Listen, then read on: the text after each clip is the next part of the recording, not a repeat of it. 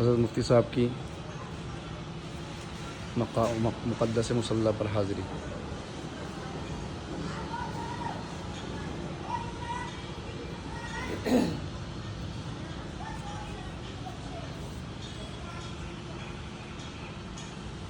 مفتی صاحب کچھ ان کے بارے میں؟ یہ جو مصلی ہیں یہ 3 بزرگوں کے مصلی ہیں۔ ایک حضرت خواجہ معین الدین چشتی رحمۃ اللہ علیہ کا مصلی ہے، جنہوں نے یہاں پر چلہ کشی کی ہے اور اللہ تبارک و تعالیٰ کی عبادت کیا کرتے تھے۔ اور آپ کا جو مزار ہے وہ اجمیر کے اندر ہے۔ اسی طریقے سے پھر ان کے بعد میں ان کے خلیفہ حضرت خواجہ قطب الدین بختیار کاکی، جو خواجہ معین الدین چشتی کے خلیفہ ہیں اور ان کے جانشین ہیں، انہوں نے بھی اس جگہ پر آ کر کے چلہ کشی کی ہے۔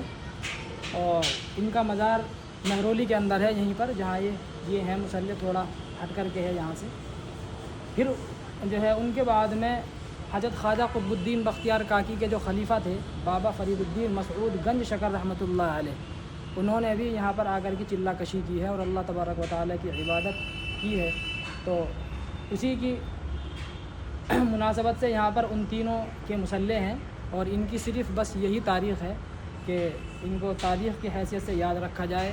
یہاں پر آ کر کے نمازیں وغیرہ لوگ پڑھتے ہیں، ان کو چومتے ہیں، بوسہ دیتے ہیں، یہ تمام چیزیں غلط ہیں۔ ان تمام چیزوں سے آدمی بچے۔ بس تاریخ کو یاد رکھنے کی نیت سے آدمی یہاں پر آئے تو کوئی حرج نہیں ہے، لیکن یہ سمجھ کر کے کہ بھئی وہاں پر جا کر کے نماز پڑھیں گے تو زیادہ ثواب ملے گا، یا اس کو اپنے لیے باعث فضیلت سمجھے، تو یہ سب غلط ہے۔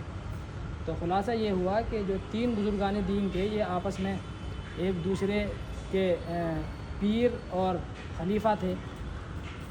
حضرت خواجہ معین الدین چشتی کے خلیفہ خواجہ قطب الدین بختیار کاکی ہیں، اور خواجہ قطب الدین کے خلیفہ بابا فرید الدین مسعود گنج شکر ہیں۔ انہی تینوں کے مصلی یہاں پر ہیں۔ اللہ تبارک و تعالی ہم سب کو اپنی مرضیات پر چلائے، اور جیسے یہ بزرگان دین تھے انہی کی طرح اللہ تبارک و تعالی ہم سب کو بنا دے۔ آمین۔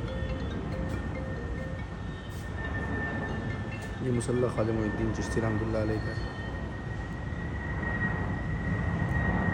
اس کے بعد خواجہ معین الدین چشتی رحمۃ اللہ علیہ کے خلیفہ ہیں اور خواجہ قطب الدین بختیار کاکی رحمۃ اللہ علیہ، ان کا مصلی یہ ہے۔ اس کے بعد پھر بابا فرید الدین مسعود گنج شکر رحمۃ اللہ علیہ، جو حضرت خواجہ قطب الدین کے خلیفہ ہیں، ان کا مصلی درمیان میں۔